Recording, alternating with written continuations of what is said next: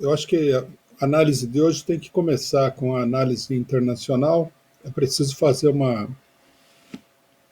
uma avaliação dos últimos acontecimentos, né, que contribuem para esclarecer o panorama político latino-americano e, logicamente, contribuem também para esclarecer o panorama político brasileiro, né? Eu estou me referindo às grandes mobilizações que aconteceram tanto no Peru como na Guatemala, né? Nós havíamos tido aí, já nessa etapa de agravamento da crise, nós havíamos tido grandes mobilizações no Chile, tá? Depois nós vimos aí uma mobilização também muito grande no Equador contra o presidente Lenin Moreno, e finalmente uma mobilização também bastante grande da classe operária e do campesinato boliviano contra o golpe de Estado que havia derrubado o presidente Evo Morales, né?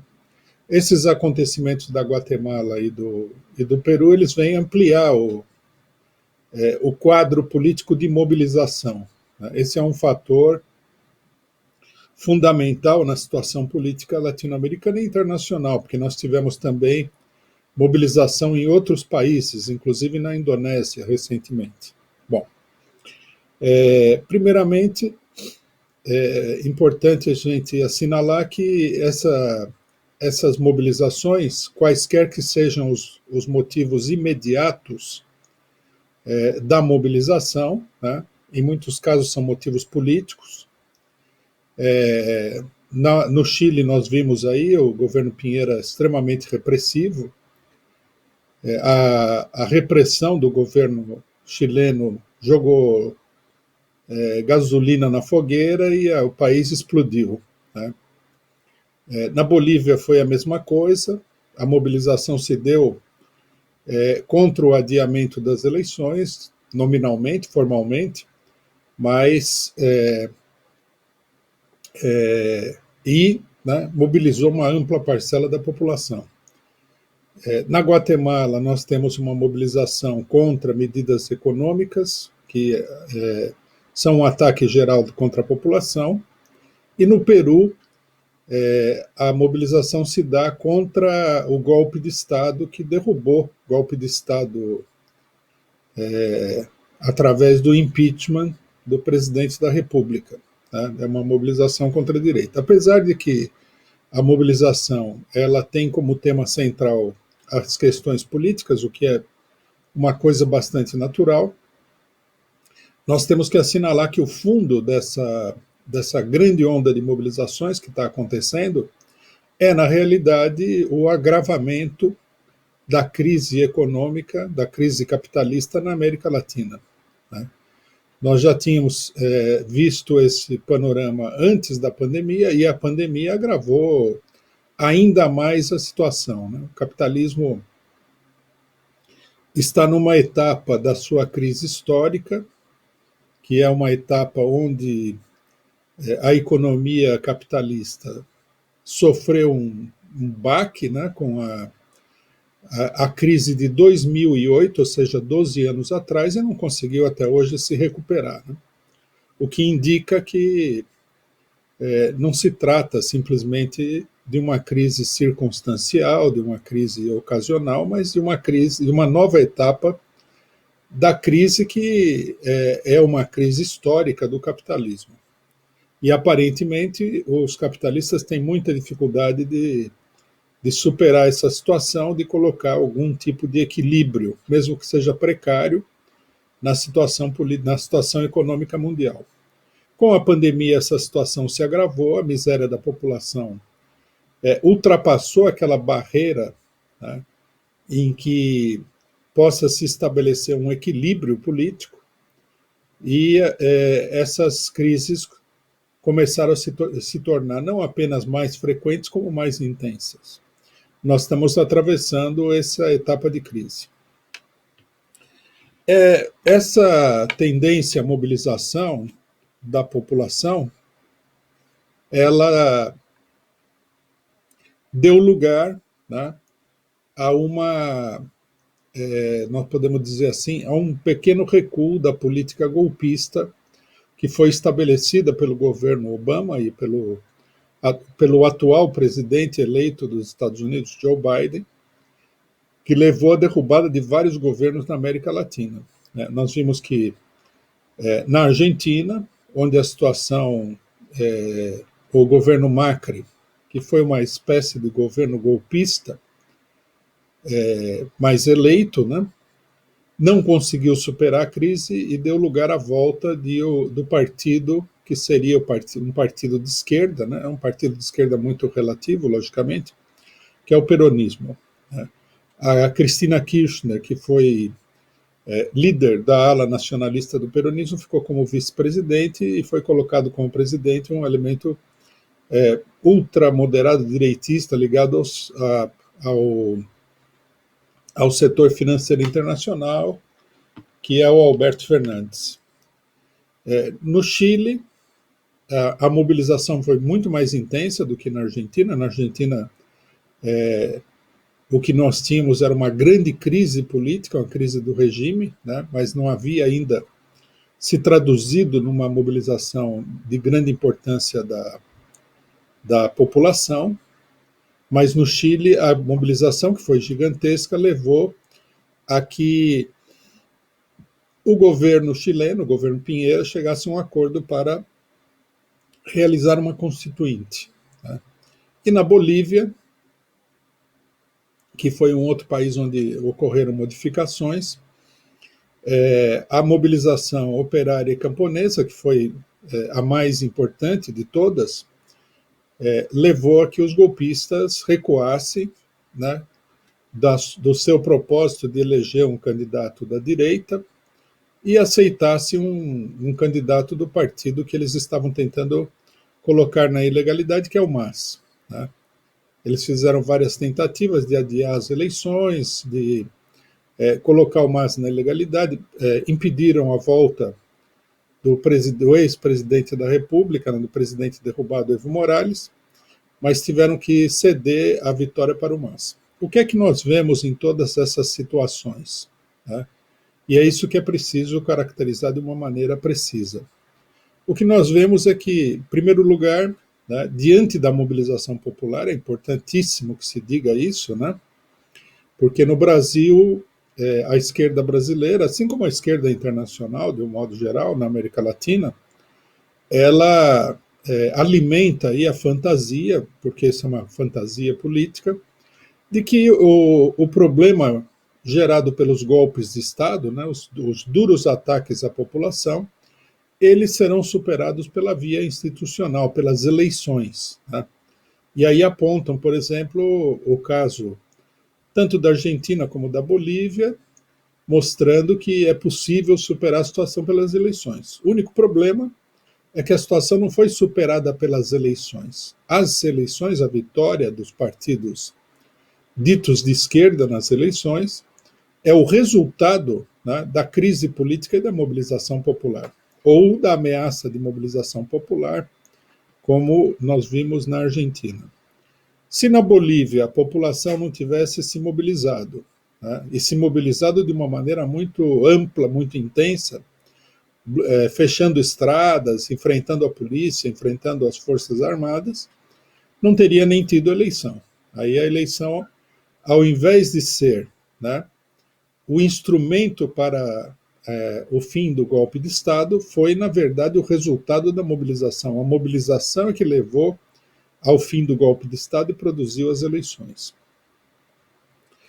No Chile, a situação é ainda mais complexa, porque a mobilização não levou às eleições, porque a população chilena não tem essa ilusão nas eleições. Né? A população chilena ultrapassou esse problema das eleições. Então, os partidos de esquerda se acertaram com a direita para convocar uma Assembleia Constituinte, quer dizer, propuseram aí uma mudança mais ampla do regime político, ou pelo menos acenaram com essa possibilidade, de forma a canalizar o descontentamento das massas. Nessas condições, né, o que nós vimos foi um acordo para estrangular a mobilização. A Constituinte, em grande medida, é um acordo para estrangular a mobilização.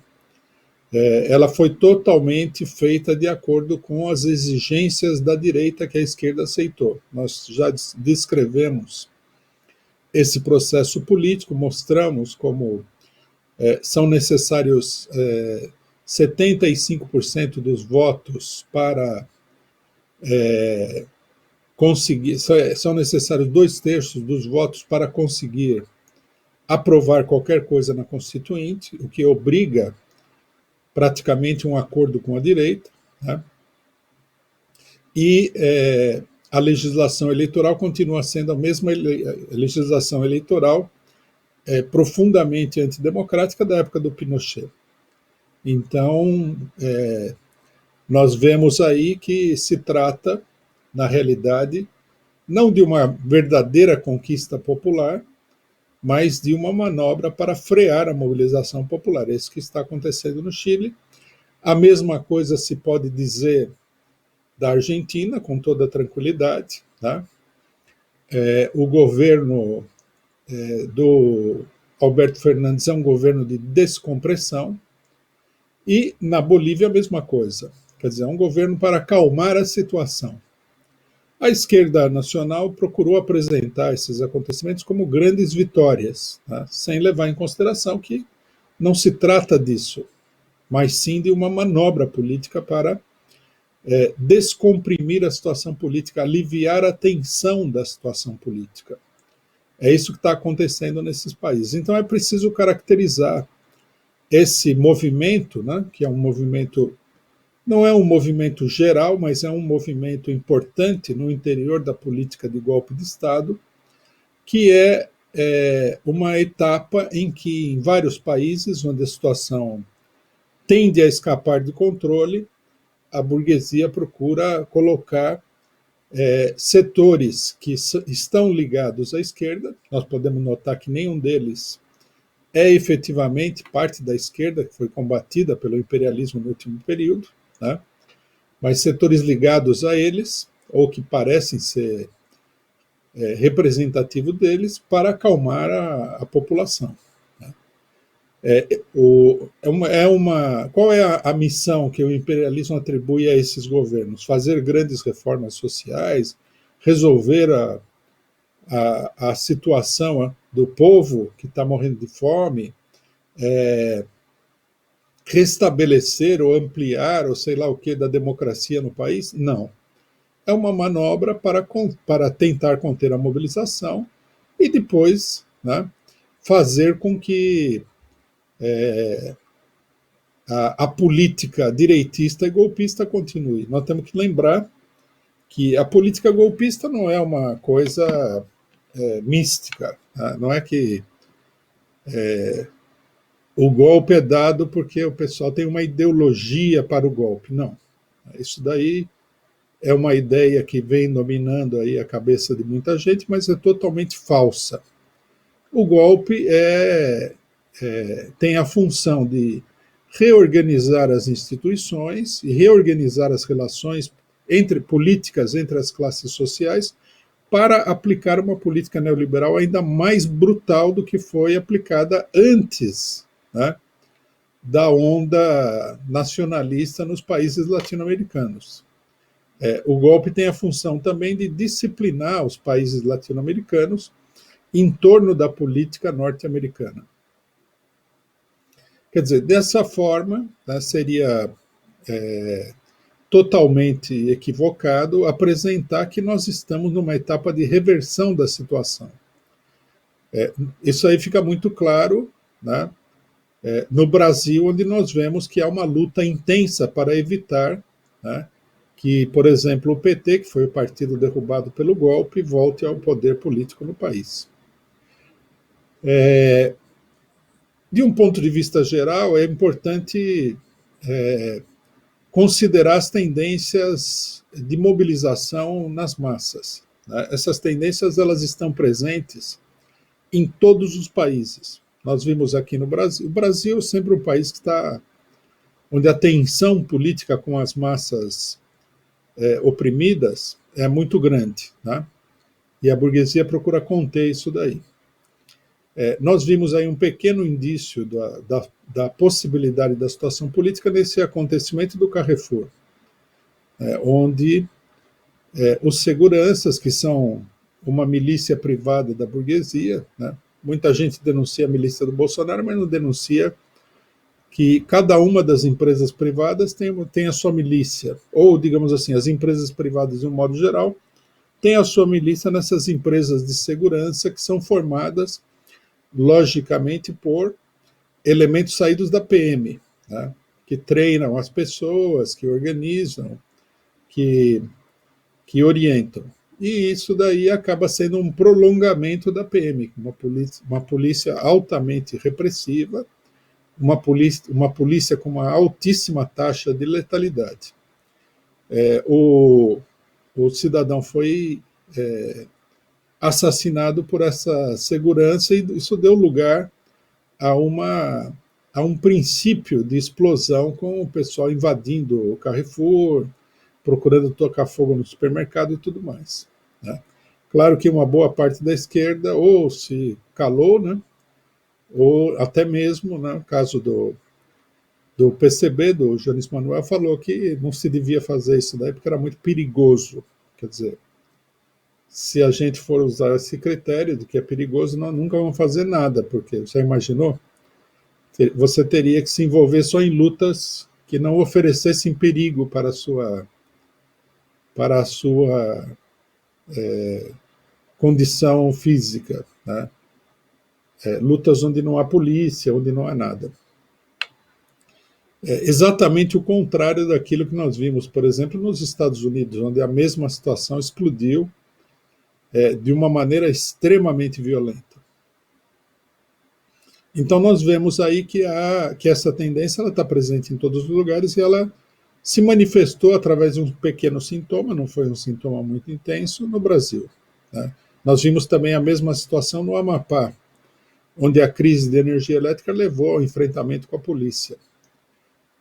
Não é que isso aí seja uma novidade, volta e meia nós temos esses enfrentamentos da população com a polícia, mas o que está aparecendo agora é que eles estão se transformando numa coisa mais intensa e de maior perspectiva. Justamente nesse momento, o problema consiste em apontar, né, um programa e uma perspectiva para essa mobilização. Quer dizer, seria necessário procurar, né, dirigir o descontentamento popular contra o conjunto do regime político que nós estamos vivendo. Seria necessário mostrar que, né, nesse momento isso seria muito importante, é necessário quebrar a barreira estabelecida pela burguesia, por setores de esquerda, que procuram insistentemente dizer à população que a salvação da situação atual ela virá das eleições, né? Quer dizer, sem quebrar essa ilusão na eleição, de amplos setores aí da população, não é possível resolver a coisa. É preciso orientar o movimento no sentido de que somente através da mobilização popular nós vamos resolver a questão, que é preciso derrotar não apenas o Bolsonaro, o governo Bolsonaro, derrubar esse governo, como é necessário também impor uma derrota decisiva aos golpistas de 2016. E nada disso vai acontecer. Nós já vimos, né, a eleição já praticamente terminou, nós vimos que sair pela eleição é uma fantasia. E a insistência da esquerda nesse tema é um grande desserviço para a população que busca um caminho para resolver a sua situação, que é cada vez mais dramática, né? Nós vamos ter que, inclusive no Brasil, nós vamos ter que ver qual vai ser a situação que vai se abrir a hora que acabar o auxílio emergencial, né? Com a economia brasileira completamente na lona. Então, seria necessário discutir nos sindicatos, em geral, né, uma política para as tendências à revolta popular, como estimular essa revolta popular, né, que orientação política dar a ela, que programa de reivindicações apresentar e tudo mais.